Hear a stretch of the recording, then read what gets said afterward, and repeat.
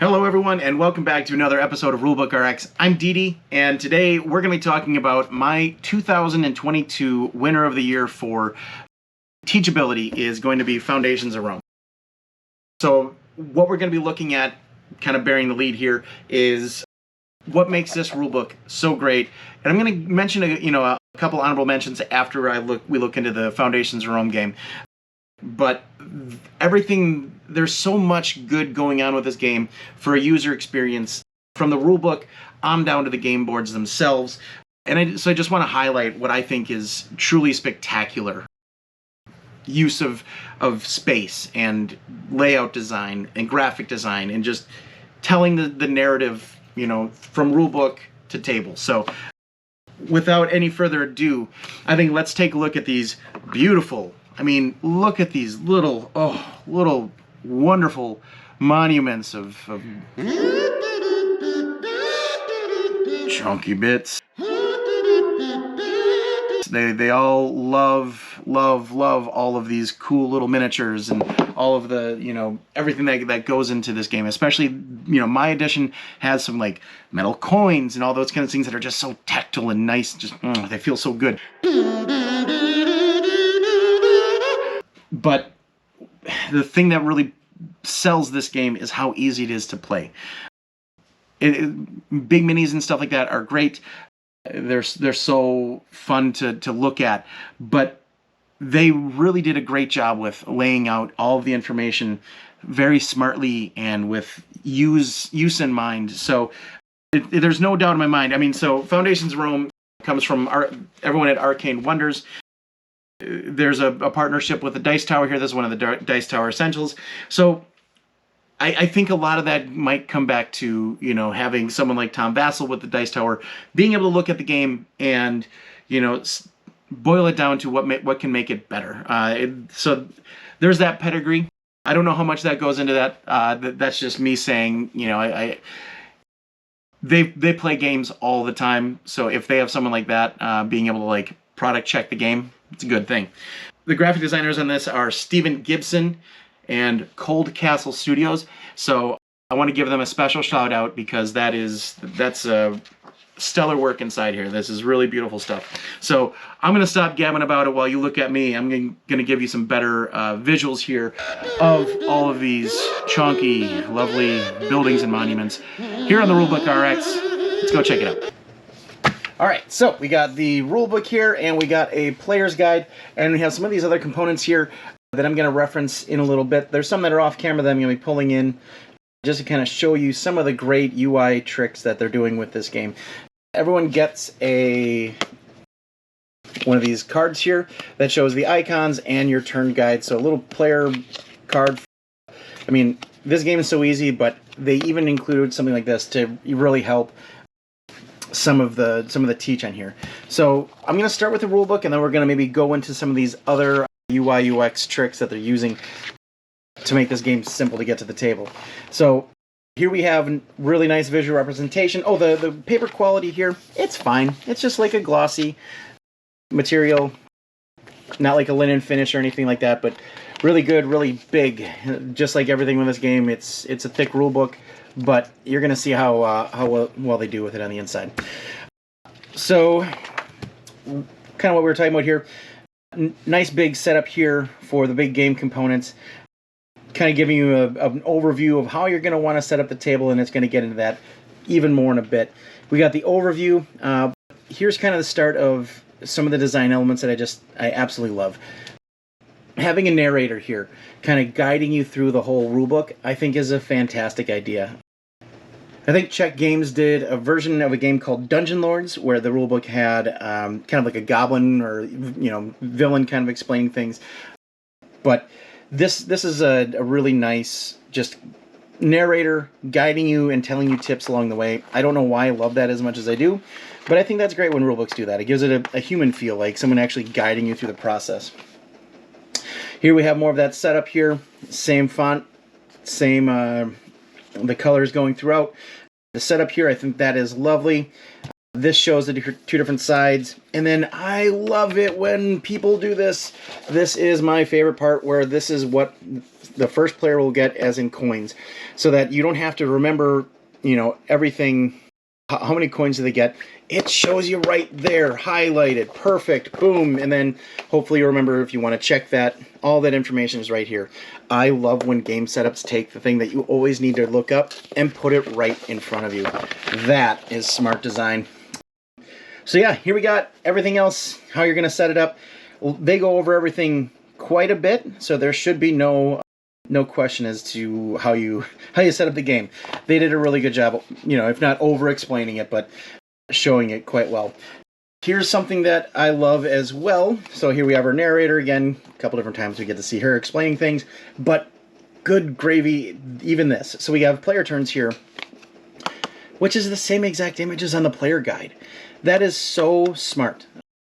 Just really keeping that design throughout the whole game is just so clever. They have a little bit of color breakdown here, and this is another thing that I love for the different action types.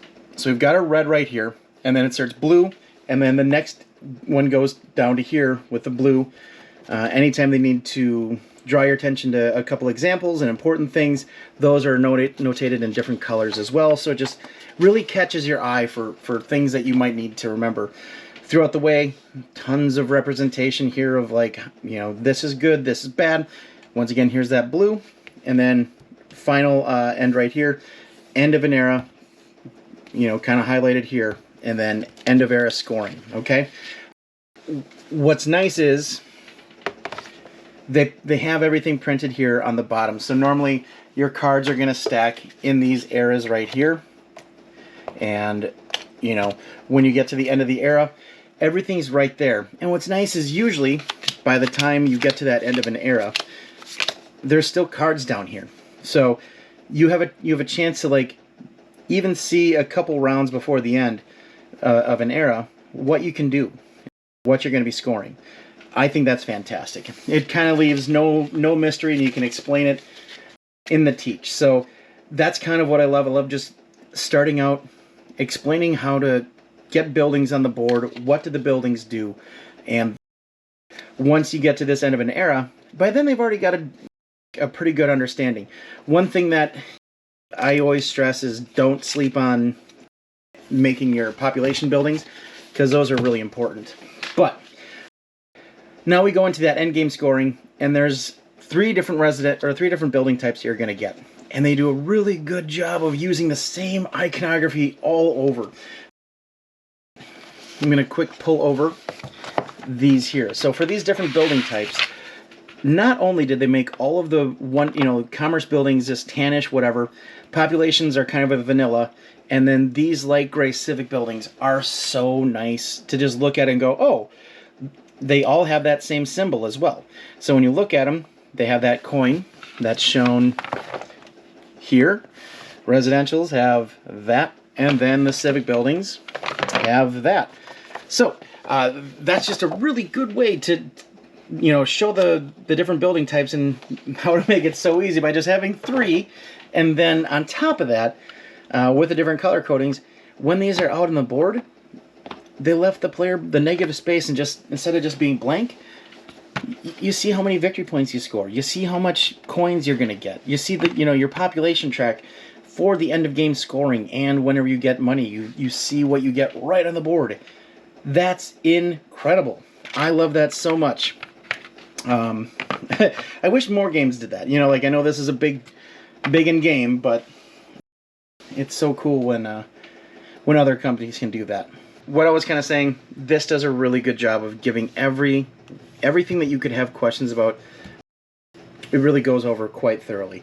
It has a lot of examples here for the population. I know this gets a little tricky for some people learning this one, but I think they do a really good job of giving you enough examples here of how each different thing scored for these different sections. So I really like this. And once again, here you go. You know, there's a representation, and this the narrator kind of giving us all the info here. Yeah, I love the way that they add in all of the same icons. Iconography is so good, just to be able to, like, look at something and see, like, hey, this is this is what I'm looking for a rule on, and being able to find it in here is great. It does start to go into the Monuments expansion here, but it does keep everything kind of similar. And all the Monuments expansions have this dark black background, and the nice trims around here turn into that new color. So that's another good way to let you know, hey, this is the area that you're in. Same thing with the stealing and trading modules. Those are all in blue. It's just so easy to see where you are in here. You can just see they go over everything with such glorious detail.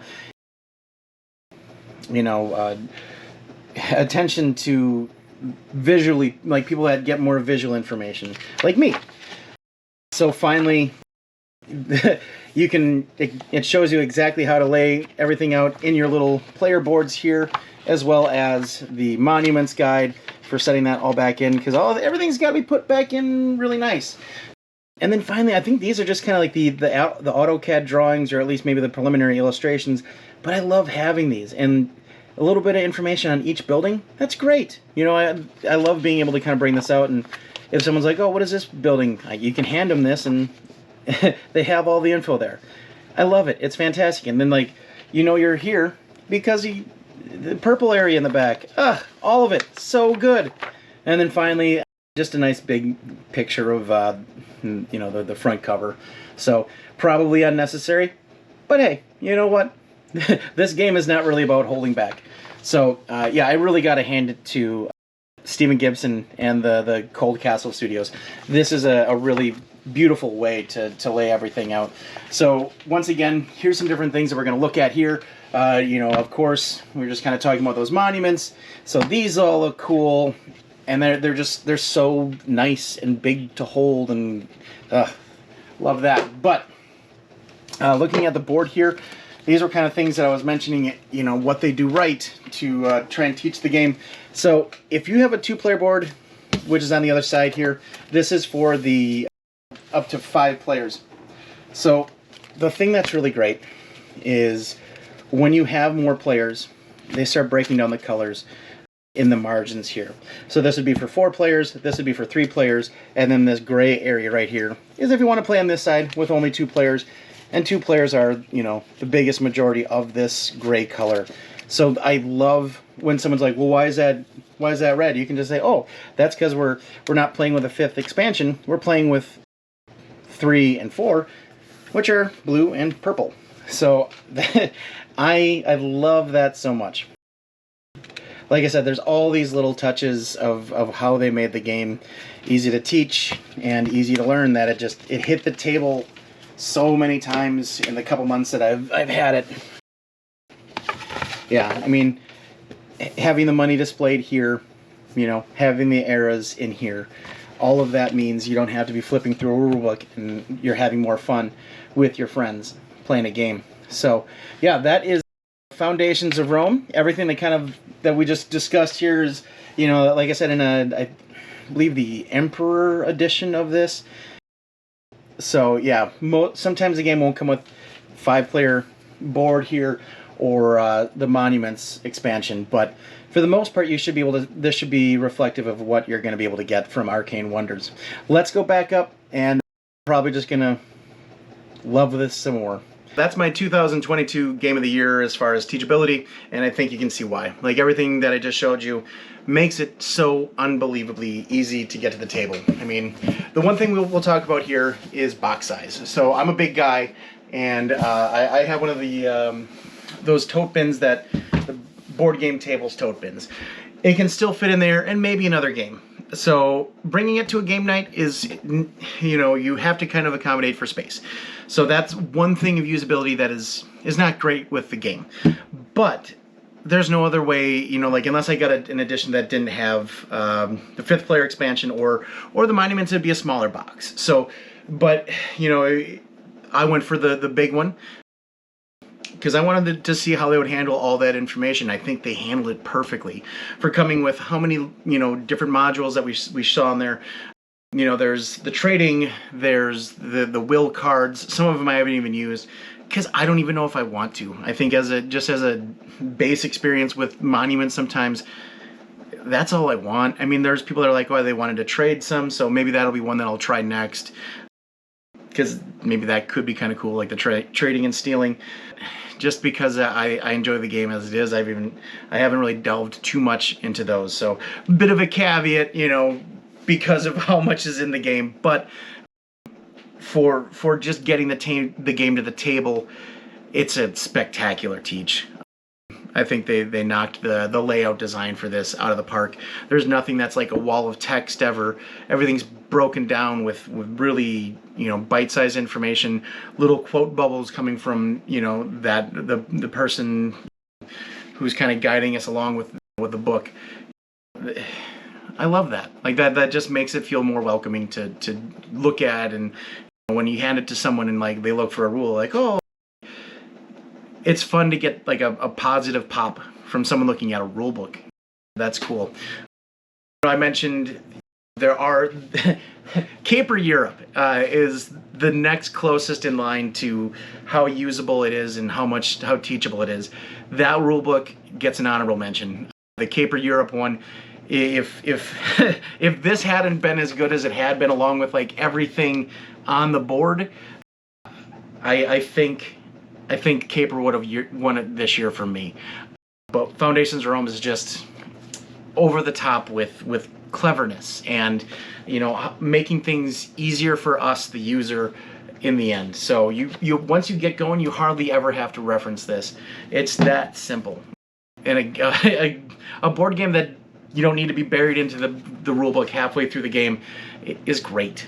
I will all agree that we'd much rather be playing with our friends than staring deep into a rule book. Unless you're me and just like looking at layout design. So if you've made it this far in the video, you might like this kind of thing. Let's do it together. I'll keep making reviews. If you have any suggestions of rulebooks that you've seen that you think look interesting, let me know. I'd love to hear that. Check out some more of my videos. I'm going to keep looking at the rulebooks and any kind of user issues that make things easier or harder to use. You know, another thing I can mention with this game as just a game, a lot of people end up standing while they're playing it because of, you know, it's easier to see the different minis and stuff like that. You know, where the places are going to end up, that like the plots that are coming out. So if you have mobile issues, if you can't stand for whatever reason, you know, that could be an issue. I just want to give that as a usability issue as well.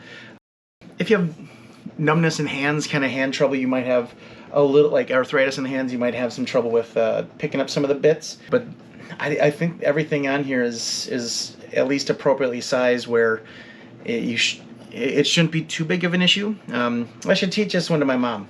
She has like some issues with her hands, and I'd be interested to see if she could, you know, manipulate them.